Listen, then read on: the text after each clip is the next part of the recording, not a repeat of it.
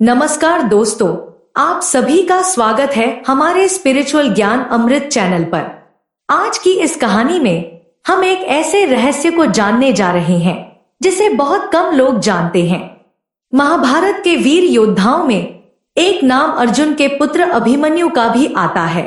अभिमन्यु का नाम महाभारत के सबसे महान योद्धाओं में गिना जाता है, जिनके बारे में कहा जाता है कि वह बहुत कम उम्र में ही युद्ध कौशल में निपुण हो गया था।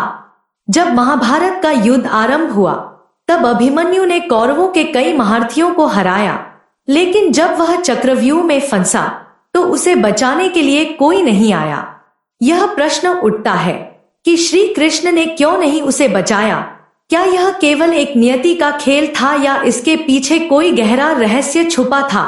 कहानी यह है कि जब पांडवों ने युद्ध में अभिमन्यु द्वारा कौरवों के चक्रव्यूह में प्रवेश करने की योजना बनाई थी, तब अर्जुन से इसके बारे में कोई चर्चा नहीं की गई थी। श्री कृष्ण को इसके बारे में पहले से ही ज्ञात था कि अगला दिन अभिमन्यु के लिए कितना कठिन होने वाला है, लेकिन फिर भी उन्होंने पांडवों को इसके बारे में चेतावनी नहीं दी और न ही अभिमन्यु की रक्षा की। यह कदम श्री कृष्ण ने जानबूझकर क्यों उठाया? कई कहानियों के अनुसार जब अभिमन्यु चक्रव्यूह में फंसा तब श्री कृष्ण ने कहा यह उसका भाग्य है, लेकिन क्या यह केवल एक नियति का खेल था या इसके पीछे छुपा था कोई गहरा रहस्य? ऐसा कहा जाता है कि अभिमन्यु चंद्रदेव का पुत्र था और चंद्रदेव ने अपनी इच्छा जाहिर की थी कि उनका पुत्र केवल थोड़े समय के लिए ही पृथ्वी पर रह सकता है। इसलिए श्री कृष्ण ने जानबूझकर उसे मरने दिया, क्योंकि यह चंद्रदेव की इच्छा थी। इस रहस्य को समझने के लिए हमें महाभारत के गहरे रहस्यों को खोदना होगा। दरअसल महाभारत के अनुसार अभिमन्यु चंद्रदेव के पुत्र वर्चा का अवतार था। जब यह तय हो रहा था कि हर एक देवता के पुत्र पांडव कुल में जन्म लेंगे, तब चंद्रमा ने शर्त रखी थी कि उनका पुत्र पृथ्वी पर केवल अल्प समय के लिए रहेगा। भगवान विष्णु की आज्ञा से ही चंद्रमा अपनी इस इच्छा को नहीं टाल पाए।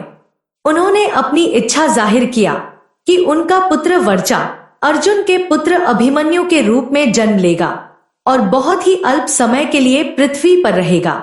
यही कारण था कि महाभारत युद्ध के 13वें दिन ही अभिमन्यु अपनी वीरता दिखाते हुए वीर गति को प्राप्त हुआ। अब सवाल यह उठता है कि श्री कृष्ण ने अभिमन्यु को कौरवों के छल से जानबूझकर क्यों नहीं बचाया? क्या यह चंद्रदेव के आदेश का हिस्सा था या इसके पीछे कोई गहरा उद्देश्य था?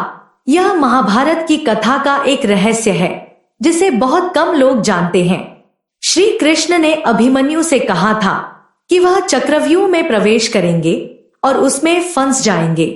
उन्होंने यह भी कहा कि उन्हें बाहर निकलने का तरीका नहीं पता होगा। यह सब इस नियति का हिस्सा था जिसे श्री कृष्ण पहले से जानते थे। चंद्रदेव ने पहले ही अपनी इच्छा जाहिर की थी कि उनका पुत्र केवल अल्प समय के लिए पृथ्वी पर रहे। इसलिए जब अभिमन्यु ने चक्रव्यूह में प्रवेश किया तो श्री कृष्ण को यह महसूस हुआ कि उन्होंने वर्चा की नियति को बदलने का कोई प्रयास व्यर्थ होगा।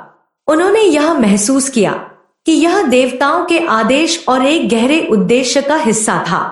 अभिमन्यु का बलिदान महाभारत की कथा में धर्म की विजय के लिए आवश्यक था।